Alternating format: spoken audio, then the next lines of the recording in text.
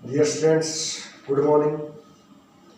आज का हमारा विषय है पाठ नंबर 6, जिसका दूसरा अंश, जिसका कि हमने पिछले अंश में पढ़ा था कि किस प्रकार से जो लाहौल स्फीति है और वो कहाँ है, उसकी भौगोलिक स्थिति क्या है, वहाँ का शासन पहले कैसे चलता था, और आज आगे इसमें बताया जाएगा कि कैसे इसकी भौगोलिक स्थिति में अब क्या है, कितनी ऊंची ऊंची पहाड़ियाँ हैं और यह अन्य देश से किस प्रकार भिन्न है।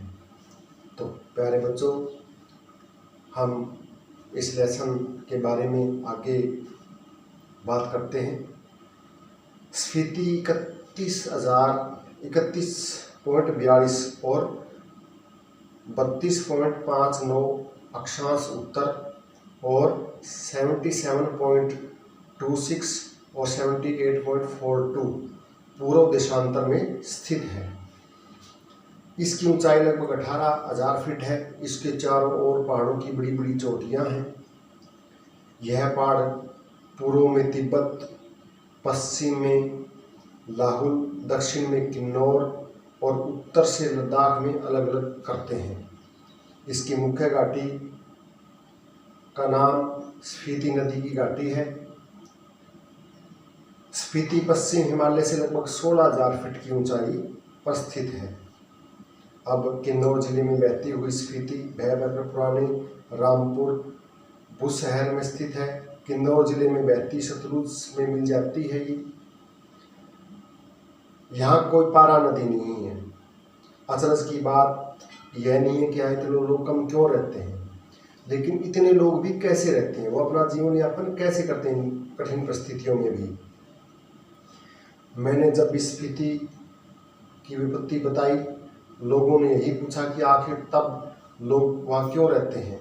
8-9 महीने शेष दुनिया से उकटे रहते हैं, क्योंकि वहाँ आने जाने के कोई साधन नहीं है।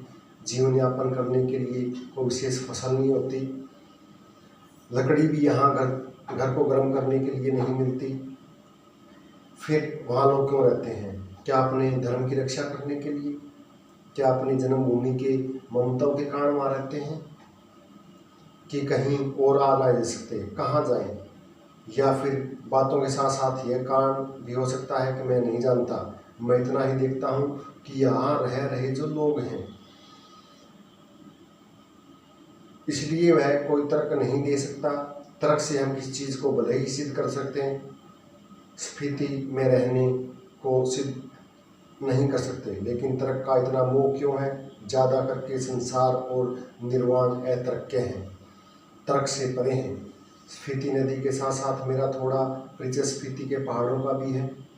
स्फीति के पहाड़ लाहुल से ज़्यादा ऊंचे हैं, नंगे और भव्य हैं, यानी कि यहाँ वनस्पति बहुत ही कम है, क्योंकि यहाँ 8-9 महीने साल के बर्फ गिरती रहती है, जिसके कारण यहाँ वनस्पति अधिक फल फूल नहीं सकती। और यहाँ का हिम जो बर्फ है वो इतनी है कि वहाँ हाथ पैर गल जाते हैं। स्फीति नदी के साथ साथ मेरा थोड़ा परिचय पहाड़ों का भी था। इस व्यथा का कथा इन पहाड़ों की ऊंचाई के आंकड़ों से नहीं कही जा सकती। फिर भी जो सुंदरता को इंच में मापने के अभ्यासी है, वे भला पहाड़ों को कैसे बख्श सकते हैं। स्केटिंग, सौंदर्य प्रतियोगिता, आइसक्रीम, छोले भटूरे का कुल्लू मनाली वाले जानते हैं। शिमला, मसूरी, नैनीताल, श्रीनगर, यह सब हिमालय नहीं है। हिमालय का सिर्फ तलवा है। यानी कि ये सारे शहर हैं, वो हम जो मैदानी इलाकों में रहने वाले लोग हैं वो उसको पहाड़ मानते हैं, लेकिन सच में ये उसकी तलहटी में बसे हुए हैं। बाकी तो सारा स्फीति में है।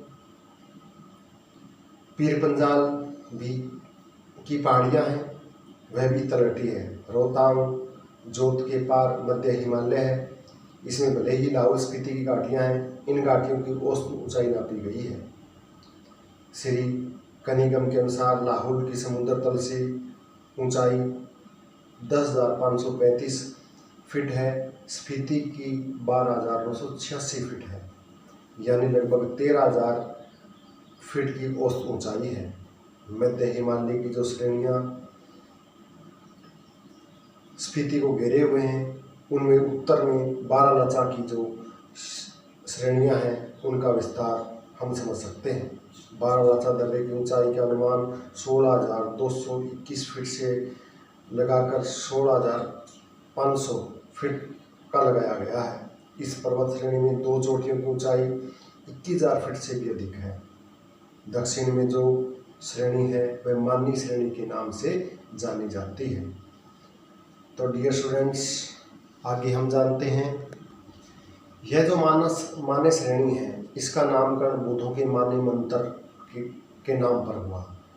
जो मंत्र है ओम पद्मे मणि हूं, जो जिसका मूल मंत्र है, इसका बड़ा ही महत्व है। संक्षेप में इसे माने कहते हैं।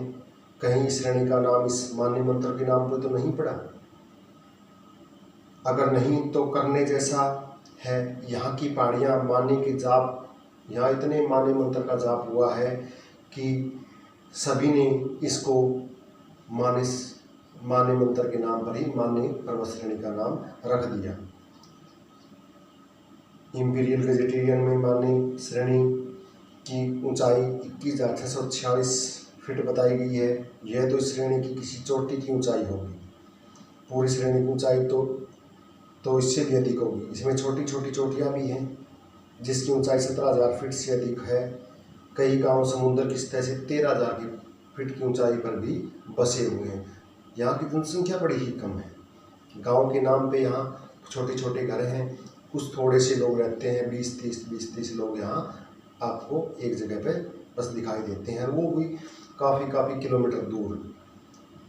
इसके बाद इसके उस पार बारी हिमालय दिखता है जिसकी एक चोटी 23,064 फीट ऊंची बताई जाती है। इसमें कई चोटियाँ 20,000 से अधिक फीट से भी अधिक ऊंची हैं।